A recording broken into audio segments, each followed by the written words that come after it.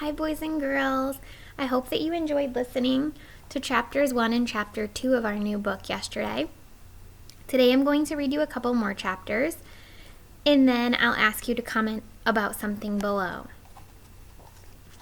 Chapter 3, Matt Meets Samantha. Stand on your own 2 feet. Matt raged as he pushed his way through the trees, uncaring of the branches that caught and tore at his clothes. Be independent. If the man had believed in independence, he wouldn't be stealing from others. Matt had quite liked the old man, yet all the time they had chatted, cooked breakfast, shared his food, he had Matt's money, the money that had taken so long to save and that he needed so badly if he was going to survive on his own. He must have stolen it while Matt was sleeping, yet why hadn't he disappeared as soon as he got it? Was he so desperate for company that he had taken the risk of Matt noticing his loss?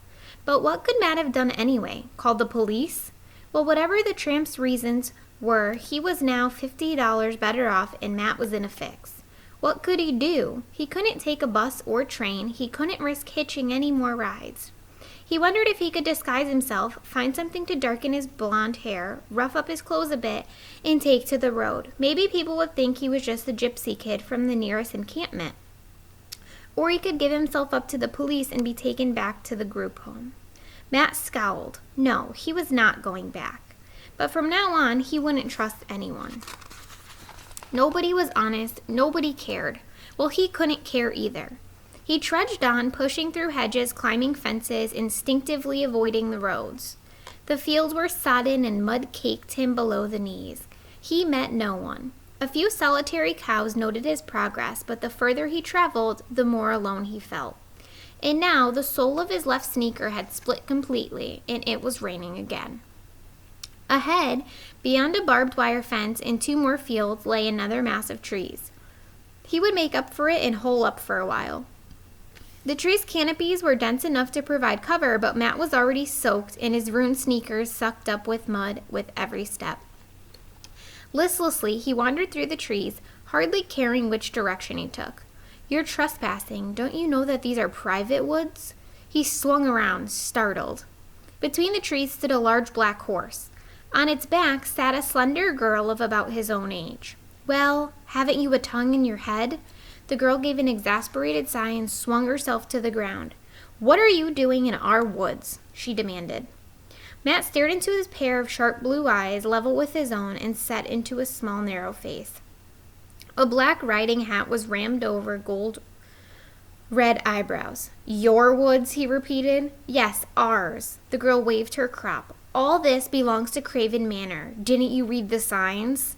No, Never mind. What are you doing here? I suppose I'm lost. You look a little bit as if you've been lost for a long time. You're a bit of a mess, aren't you? Her small, sharp nose wrinkled in distaste. And you smell like a camel. Matt sniffed.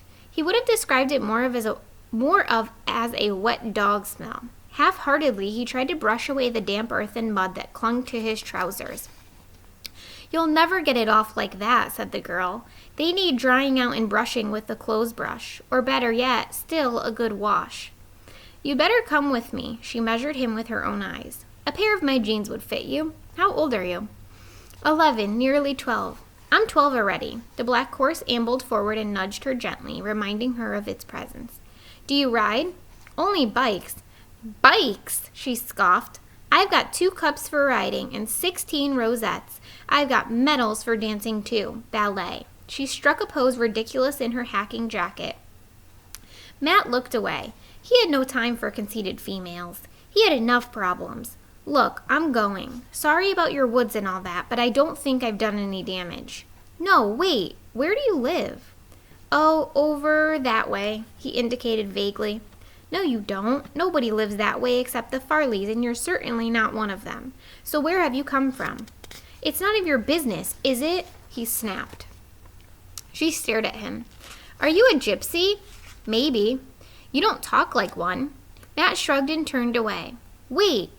He sighed. Just my luck, he thought, being caught by one of the owners of these woods, or at least by their snooty daughter. Well, if she thinks she can order me about, she's mistaken. I'm going. But he had barely taken half a dozen steps when her clear voice reached him again. Now, I know who you are. You're that boy on the local radio, the one that's missing from a home. You are, aren't you? The girl jumped up and down. I'm right, aren't I? What fun. Oh, don't worry. I shouldn't tell anyone, I promise. In fact, I'll help you if you'll help me. Help you? How? She paused. I don't know yet, but I'll think of something. What's your name? Matthew something, isn't it?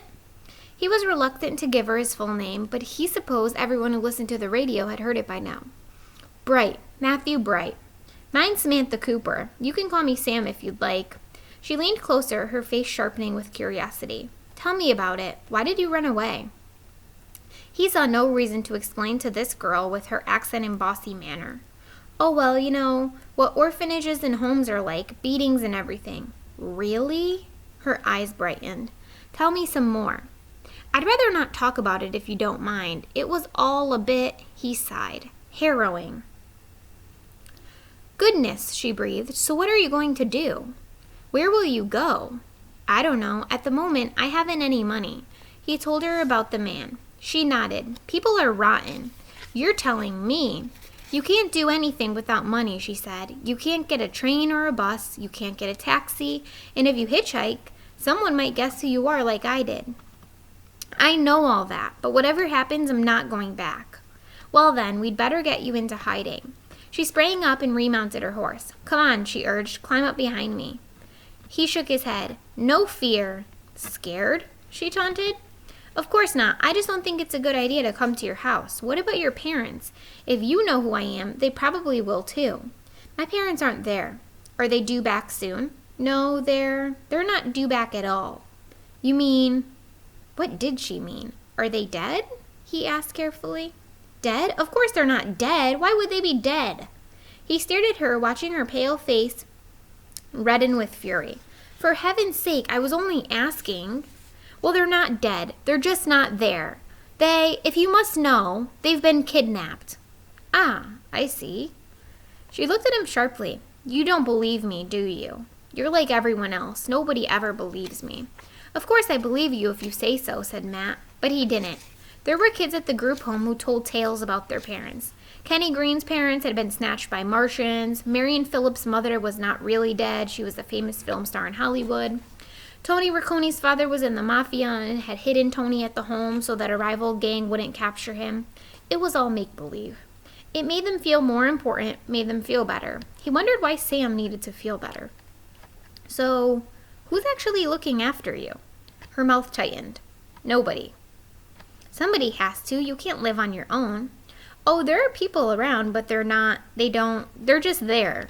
Anyway, they weren't too busy listening to the local radio last night. They were too far busy having one of their meetings, and I can easily think up a story to explain why you're here. She jerked the reins and the horse pranced sideways. Come on, I want my lunch. So did Matt, but he still hung back. Did he really want to get involved with this crazy girl? And what had she meant about helping her? He couldn't even help himself. And if the people at this Craven Manor suspected who he was, they would certainly call the police. No, he was safer on his own. Thanks, but I think it's too risky. I'll tell them you're someone else, a friend from school or something. Don't worry, I'm good at lying. Anyway, they won't tell the police. Honestly, they won't. They don't want anything to do with the police. Her voice cracked with appeal.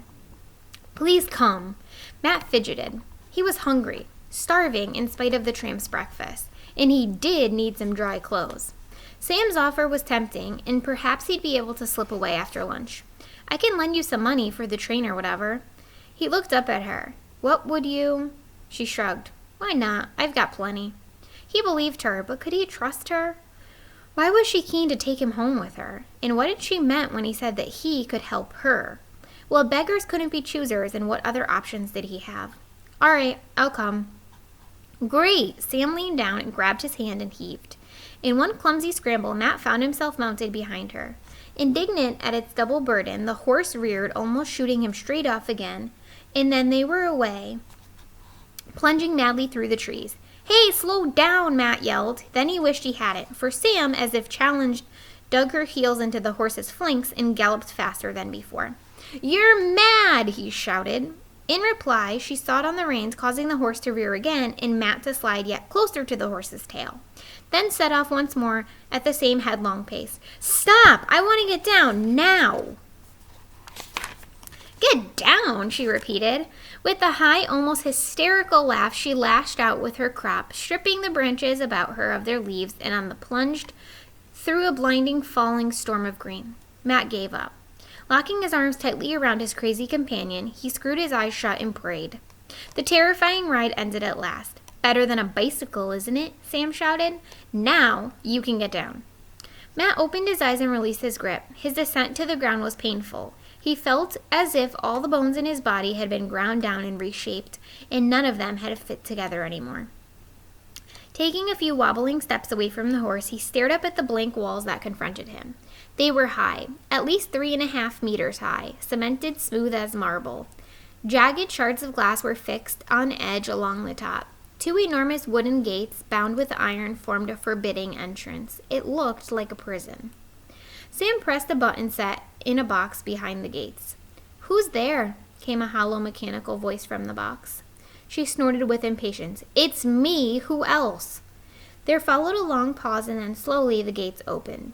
"Wait, where are we?" "Why, my home, of course. Craven Manor." Sam took the reins and began to lead the horse up the drive, but paused before they had gone more than a few steps. "Don't say anything about the kidnapping, will you?" "There was no risk of that." She looked at him, and her eyes were bleak. "It's all true, you know, what I said, and someday I'll prove it." That is the end of chapter 3. I hope that you enjoyed it. And be sure to read what it says on our Google stream. I will have you comment below the video with your impressions of Sam. So this is the first time we meet Sam. What do you think about her? And do you think Matt should trust her or not? I hope that you enjoyed. Bye, guys.